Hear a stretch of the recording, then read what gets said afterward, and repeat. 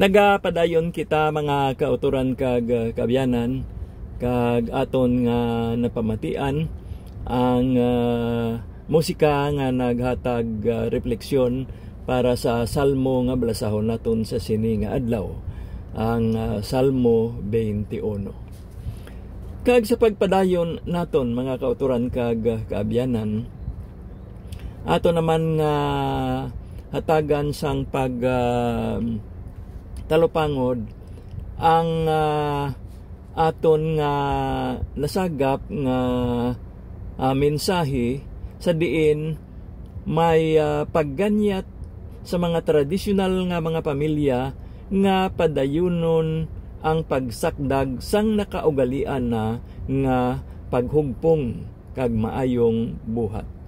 Mensahe ini nga nagikan mismo didto sa Vatican. Kag ang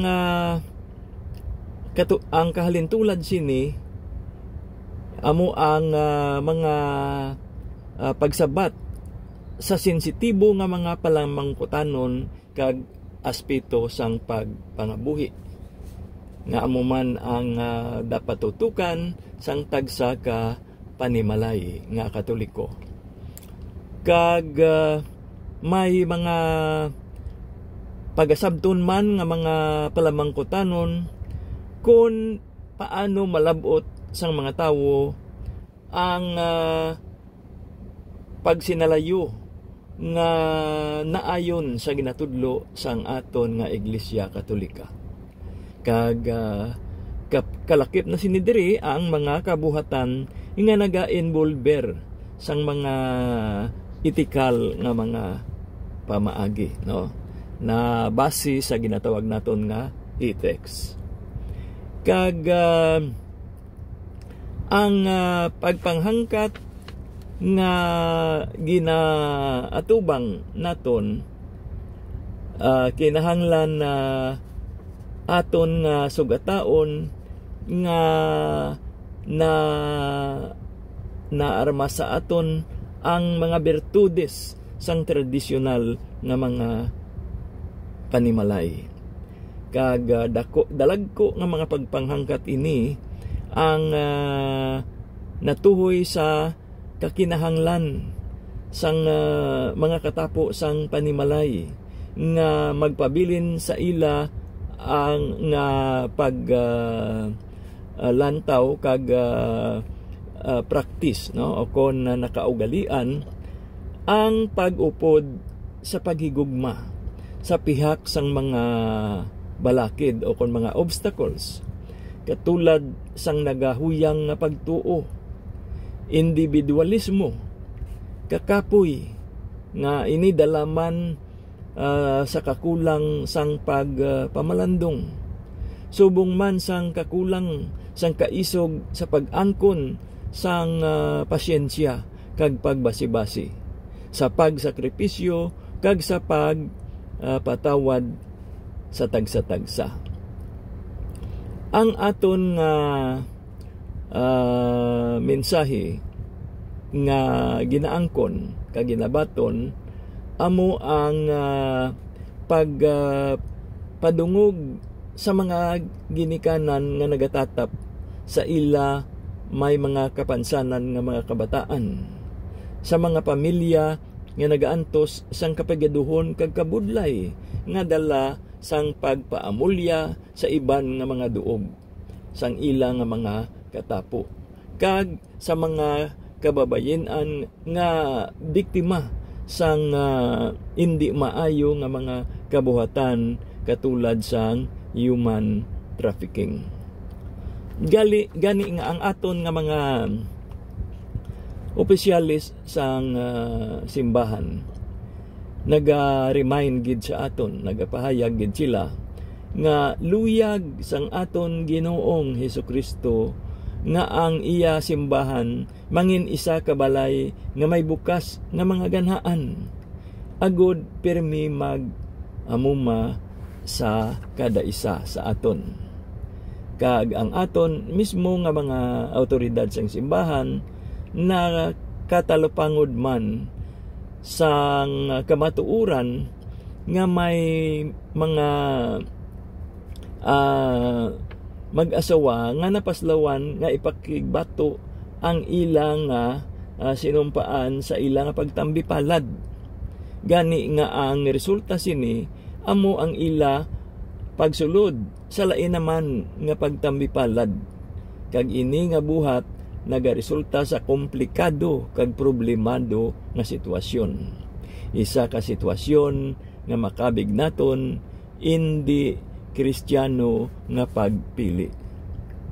Gani ang mga mensahe nga ginapahayag sa aton ang nagatumod sa mga buluhaton sang Kristiyano nga pamilya nga dapat sila manginmodelo sang tradisyonal nga paghumpong.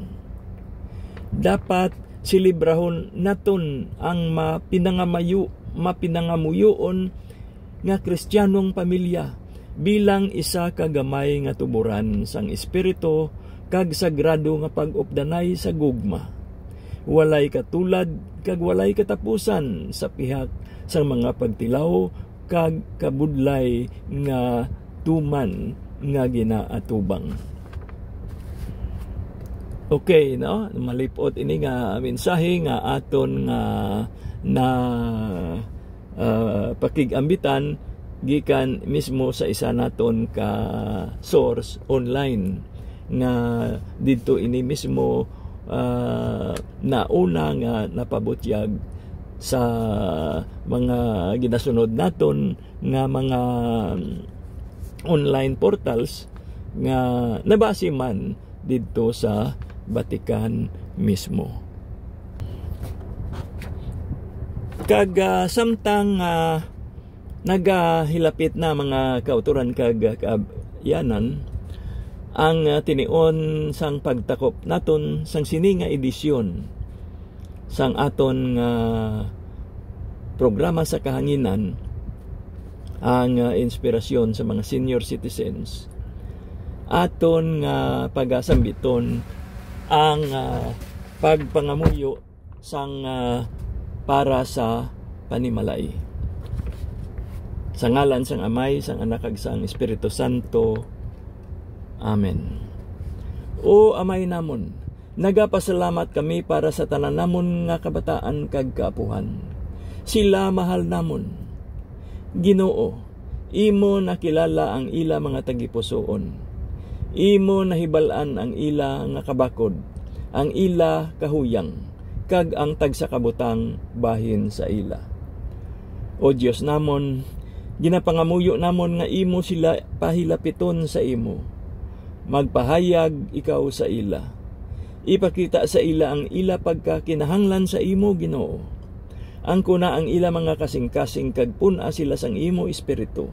Kabay pa nga ikaw, Ginoo, ang ila pangitaon. Labaw pa sang sa tanan nga butang nga sa ila pagbugtaw sa aga kag pagtulog sa gabi, yara ikaw sa ila panghuna-huna kag tagipusoon. Kag kun diin sila magkadto o kun ano man ang ila hilikuton, makitaan nila ikaw. In Jesus' name, Amen. Sa ngalan sang Amay, sang Anak kag sang Espiritu Santo. Amen. Nagakulang na ang aton nga mga ginutlo agod nga kita makapadayon sa sining nga adlaw nga edisyon sang aton nga programa, mga kauturan kag kaabyanan, kag bilang pangtakop naton nga musika kag lakip na ang pagpangamuyo, aton hatagan refleksyon ang Salmo 71. Kag yari na ang aton nga pagpamati. Ini si Brother Ninyonar nga nagasiling, may God bless us all.